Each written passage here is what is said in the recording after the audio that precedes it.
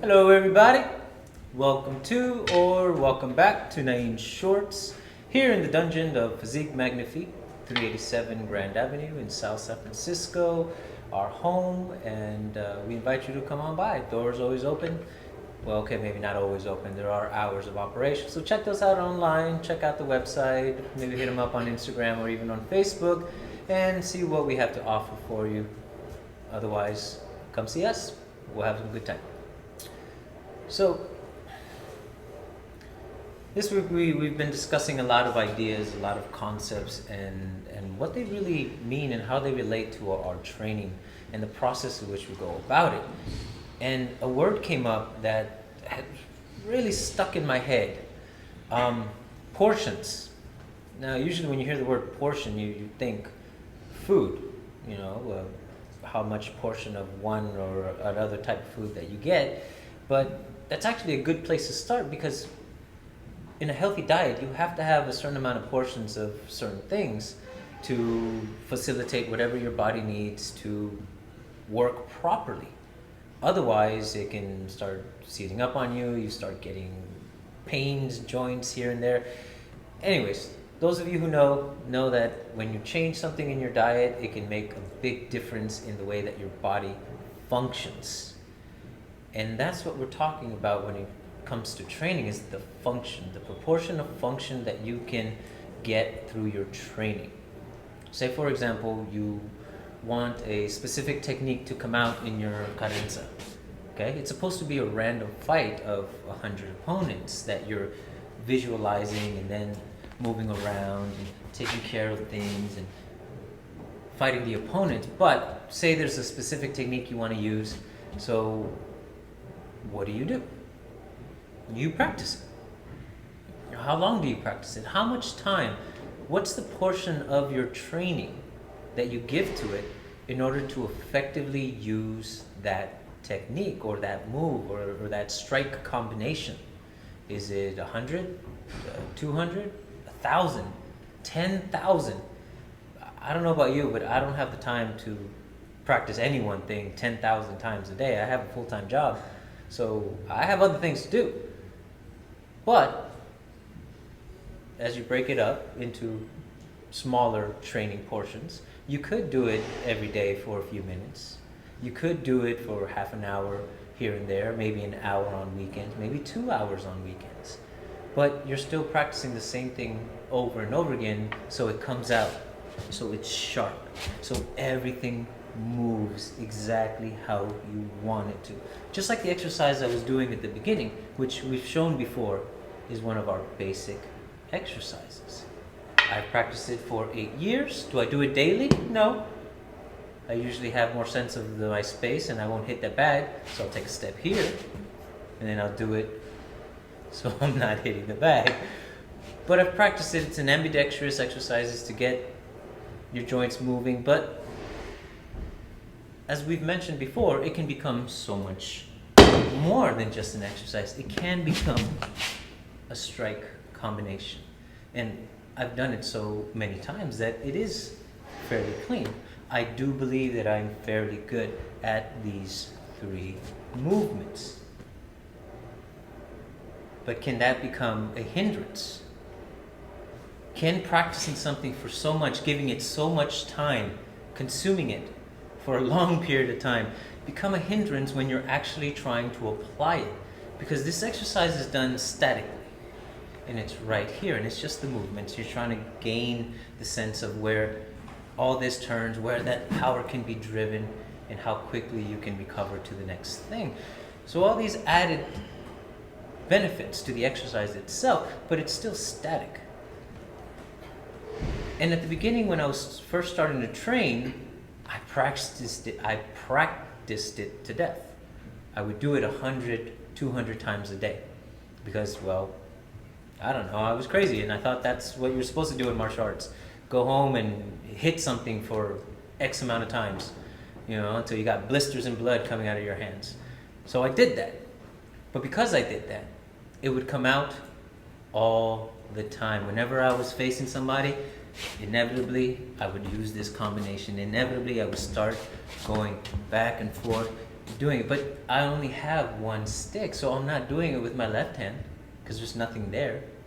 So I only do it with my weapon hand. And eventually, the person in front of me caught on.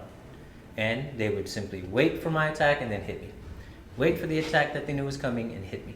And no matter how frustrated I became, or maybe because I became even more frustrated, that I wasn't landing, I would just keep repeating it over and over and over again. Similar to when you lose your keys and you check your pockets and they're not there, but you're in such a panic that you check your pockets 4 or 5 more times, knowing damn well that the first time you checked, it was very clear that your keys were not there. And we've talked about that as well. That's cortisol flooding your brain and essentially making you dumber. But cortisol is an essential piece of human process and everything that goes on inside of you chemically. So why is it now hurting you in this panic state? Well, a lot of it is because there's too much of it. The difference between cortisol and the oxygen in your blood becomes way different. One becomes way higher than the other, which is why once you relax, take a deep breath, you realize, oh crap, I left them at the door. Or I left them on the counter. But at that point in time in my training, I wasn't there yet. So I still just continued to it until it was pointed out to me that, hey, you're incredibly predictable. We know the moves that you're going to make. Sure, you could be fast, sure, you could be strong, but it doesn't matter if all I have to do is this, this, and this. There's your 3-hit combo. It amounted to nothing, and you're just wasting energy. So what did I have to do? Well, I had to go train something else. I have to give different portion of time to that. Either just let it go for now and move on to something else, which I did. Other variations, other ideas, other techniques, other concepts. Because eventually, in my training, it became less about the physical stuff and more about the concepts, the ideas, and the way that I process that information, because I still very much do the same technique, but now it works. Now it can be useful.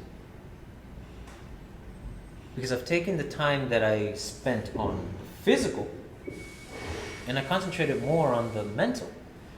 Because I had to wonder, if too much training in one thing can be detrimental, where you're using a kick or a technique or a punch when you shouldn't be using it, when it's not necessary, when it's not useful or even good to use in that moment, is there something in my training that I can do on a regular basis that could help me be able to flow and adapt to an ever-changing situation that is a fight? Because I have to believe that there's at least some connecting point that you can say, oh, I can train that idea all the time and it will help with everything else that I do. And I said idea, and I want to say that again, train that idea. Because I've come to find out, at least for me, that it's in that process of thinking that I can learn how to use all these things differently, where I can learn how to pause, how to range, when to step in, when to step back, when to move out of the way, and still do the same moves, maybe just tweak it ever so much because of the changing environment in front of me. But it's essentially the same move. It's essentially the same, oh, I can use it up here. Oh, I can do the circular move here on this side now. Okay, oh, I can go diagonal this way. Oh, well, those are the same moves. But now I'm doing them from a different side with my strong hand. I can do them with my empty hand. That didn't come from continuous training of the moves themselves. That came from evolving the idea of what the moves mean, what they can become, and how then I can use them differently. Because I don't have a lot of techniques under my belt. I don't know 64 strike, angles of attack. I know maybe 6. And from those, I've kind of reduced them to 3. Because in my head, they're not that much different. It is how you use them then that becomes the difference. So if I'm going to give portions to what I trained and how long I trained it, well then, why don't I put maybe 25% into low line attacks on one side, 25% low line attacks on another, 25% high line attacks. Okay, now I'm training to move up and down and to protect myself and to attack from different angles. But I'm going to put 100% of the time when I'm not in the gym, when I'm not in a class, to the mental process of how I would use this information. And so far it's been working for me. Because now that I think about it, I'm constantly training.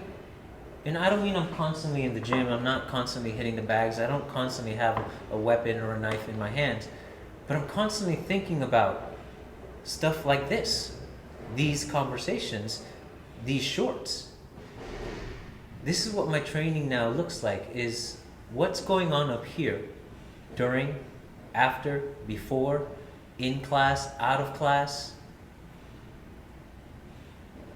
I guess you can even argue that now if you take my life and break it down into portions, say this giant square is my entire life, and within it there are other little shapes of some esoteric information, some general information that I know that make up everything else, and they connect somehow, some way. But now I'm starting to suspect that this big square that holds everything in, that big square encompasses all of my martial arts training.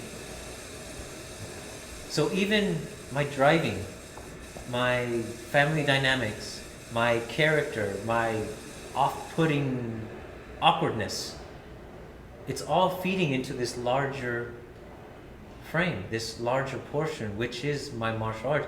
It is no longer something I do as a hobby, something I do on the side, because of the way that it has been taught to me, the way that I'm processing the information. It's become my life. So I guess there is a good way to 100% give focus on any one training. For me, it's the mental aspect.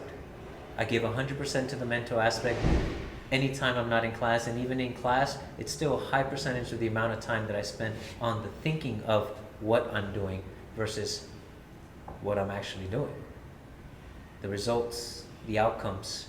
Oh, that hurt. Oh, that would have been really bad. And from every success, from every failure, I'm learning. I'm pushing my understanding a little bit higher. Because it's not a race. It's not a sprint. You know, they say life is a marathon. Well, martial arts is my life. So I'm going to dig as deep as I possibly can and get as much as I possibly can out of it. Not from the moves, but from the thinking process. Sorry folks, I'm just kind of having a bit of a mental awakening here on camera in reference to how important this really is to me. And I'm not saying or even suggesting in any way that it should be that important to you. However far you take your training, that's on you. For whatever reasons you do it, that's all on you, and they're all good reasons. Mine evolved from wanting to protect myself and my loved ones to wanting to evolve myself as far as I possibly can, and the vehicle of martial arts is the way that I'm doing it. So the rest of my life is now a part of that. And I'm okay with that. I'm happy with that. If you want to put more into the physical, which I applaud the people that do, because there are some badasses out there that are fit, strong, and I would never want to piss off in any way, shape, or form. And one day, maybe I'll get there too. But I still am fairly confident I can handle myself in a sketchy situation. Not that I want to find out, but that's why we train. It's that peace of mind. So, I've just shared a piece of my mind with you. Again, however you do things, that's totally up to you. If this helps you in some way, to really evaluate how much time you put into any one thing, and whether or not you might be putting too much time into one aspect of your training and not enough in another.